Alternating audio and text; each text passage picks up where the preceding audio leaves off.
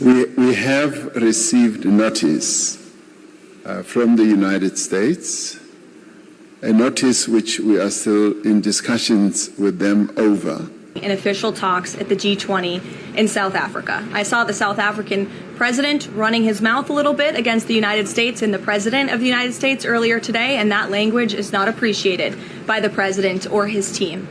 The ambassador or the representative of the embassy in South Africa is simply there to recognize that the United States will be the host of the G20. They are receiving that send-off at the end of the event. They are not there to participate in official talks, despite what the South African president is falsely claiming. U.S. President Donald Trump is throwing another tantrum about South Africa. This time, President Cyril Ramaphosa is not taking it lying down. Nationalism, protectionism, the pursuit of narrow interests, and the decline of common cause. This is the world that we, as South Africa, a developing economy, must now navigate. But we are not daunted to navigate our path through this world that constantly changes. Trump posted on social media that South Africa will not be invited to the G20 summit in Miami next year. He blames this on the spat over the handover of the presidency and disinformation about white genocide. President Ramaphosa has hit back, saying South Africa will not be insulted. We will not be deterred. We are, as South Africans, a resilient people, and we will not be bullied.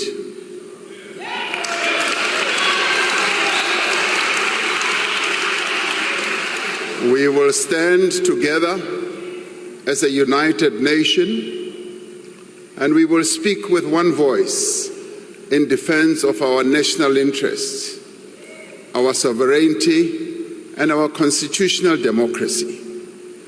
By standing true to our values, by harnessing our unique strengths and endowments, and by forging a common purpose, we can turn these trying circumstances to our advantage and propel our country forward.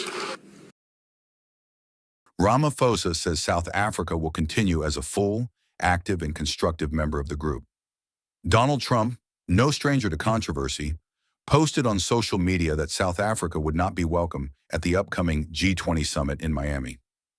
His reason: alleged instability around the handover of power in South Africa and so-called concerns about white farmers being persecuted, a claim rooted in far-right conspiracy theories with no credible evidence.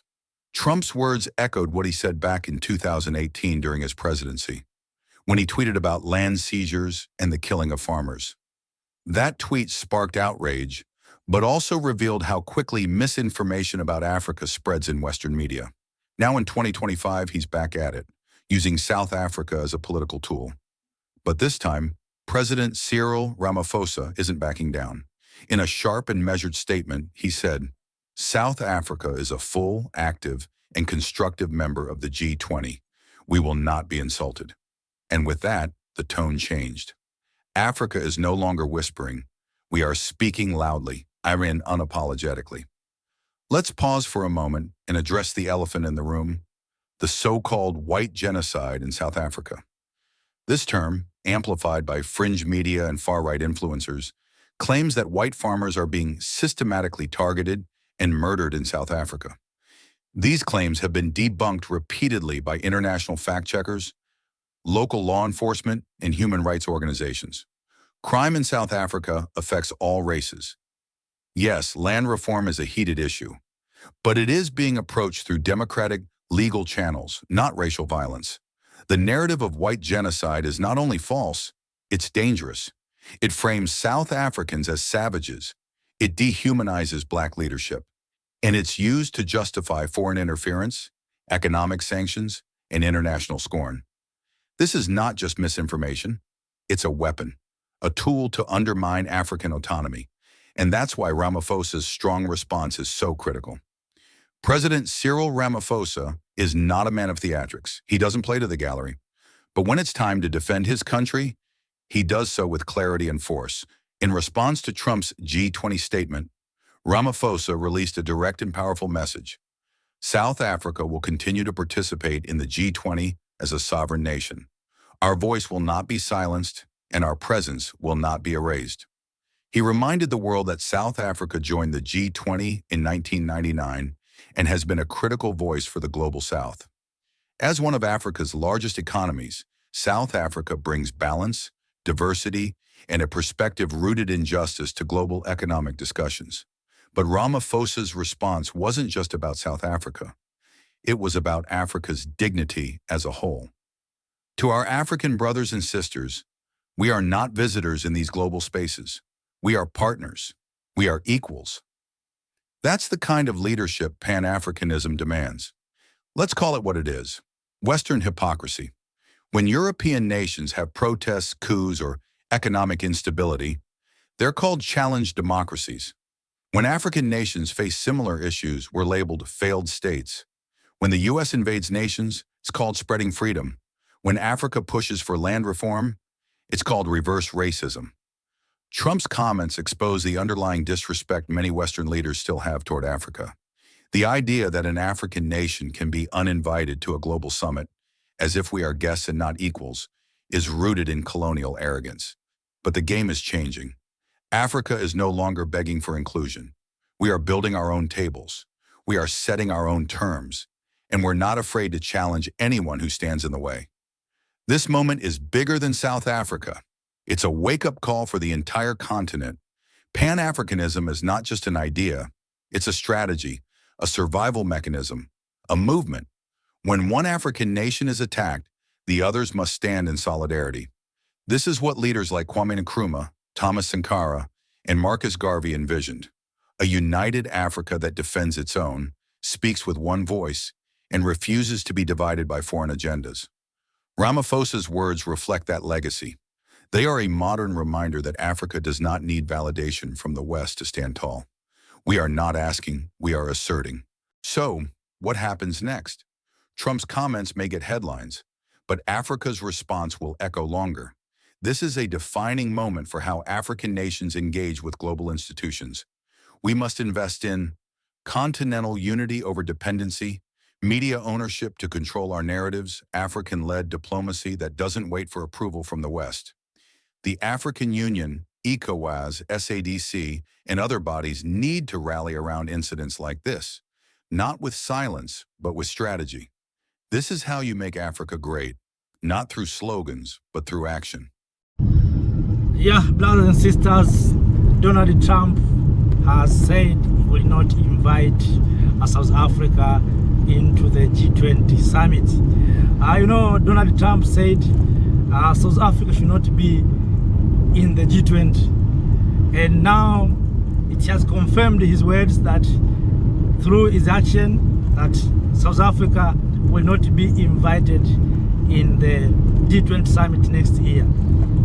So what does this mean to the people of Africa? And I've been saying this many times, Africa will not be respected if we continue to depend on others.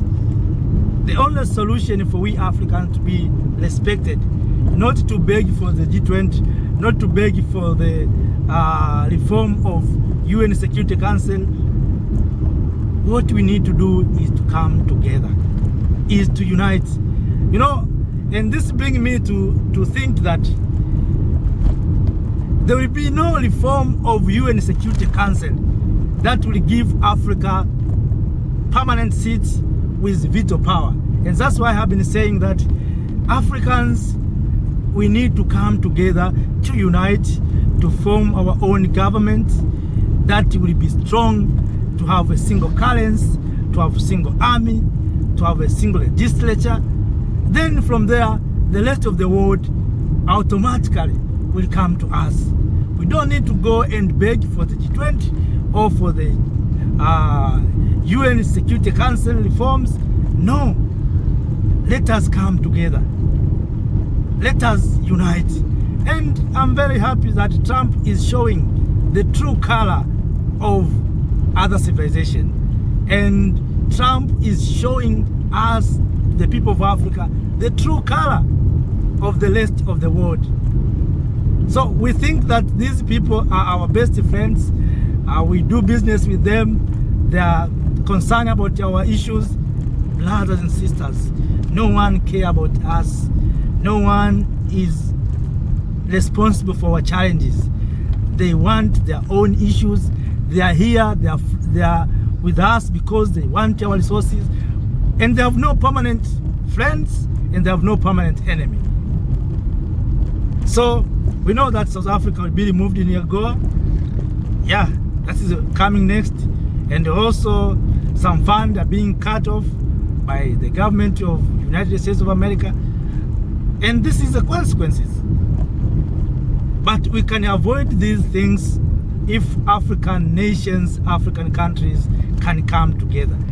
I will continue to address the unity of this continent because I know the solutions of our challenges, the solutions of our problems is our unity.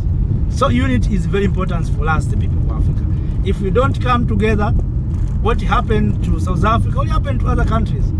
All of us, we have witnessed what America said to Burkina Faso, what America said to Nigeria, and now it is about South Africa. So we'll be punished one by one. We'll be punished one by one. So if we think we are safe, brothers and sisters, as a divided continent, we are going nowhere. The only solution and salvation for us is to come together. I don't know what our leaders are thinking about the issue of unity. We have been saying this issue many times, that unity is very important for us, the people of Africa. Without unity, no one will respect us. Africa, we are not respected because we are not united. And with this division, we are weak. Look what we have. All the rest of the world are looking in Africa for resources, for manpower, for almost everything. But we Africans, we don't see our value. We don't value ourselves. So we are waiting others to value us, to define us. So I cannot speak for too long, but I'm saying this purposely for the people of Africa, especially leaders, to know that they are not safe. The only salvation for this continent or for their nations is to come together. We can say we are not going to be bullied, but we will be bullied, brothers and sisters. You know, these people are doing these things because they have military base within our doors, yeah, in our next doors. So they know that if we misbehave, they will attack us. They will punish us. For instance, South Africa. US has military base in Botswana. You see? So if South Africa misbehave, they can use the military base stationed in Botswana. But if we are united, there will be no Botswana, there will be no South Africa. We will have one country called Africa. Maybe let us unite regionally. We'll have a country called SADC. Or we'll find another name. We'll have a country called Alliance of Sahel States. We'll have a country called maybe ECOWAS. We'll have a country called East Africa. So it will be difficult to be manipulated and to be punished. But these people, they are doing these things because they know that they can punish us at any time. So I think the only solution for us and for Africans to be safe is to come together, to unite. Without unity, we are going nowhere. So those are just my opinions, my views after Donald Trump said when South Africa will not be allowed at the G20 summit in the US. It means President Ramaphosa has been suspended to enter the United States of America. That means. So America has suspended South Africa. So Ramaphosa has suspended. That means the president of South Africa will not be allowed to enter US. Why? Because there's white genocide according to President Trump. So this is so bad. This is so bad. So Of course, have been saying to my brothers and sisters that, yes, I don't know why many African leaders, they feel happy to go to US, while the US leaders are not happy to come to Africa. So what we need to do is to strengthen security within our continent, to strengthen bilateral agreements among Africans, of course, just not bilateral, to have our own common market, to strengthen Africa continental free trade areas. You know, one thing that is paining me is when I hear leaders talking about strengthening Africa continental free trade area by inviting other people, the people whom we believe they looted us, the people whom we believe they destabilized us. That is a big shame. This is a big shame. So I think political leaders, you have done enough. Go and change. You have done enough. You have done enough. You have done enough. Political leader, you have done enough. So you need to change. You need to change. You need to change. You need to change. Thank you, Africa, Mama Africa. Oh, yeah. You make Africa great. Thank you, freedom. Thank you, Africa.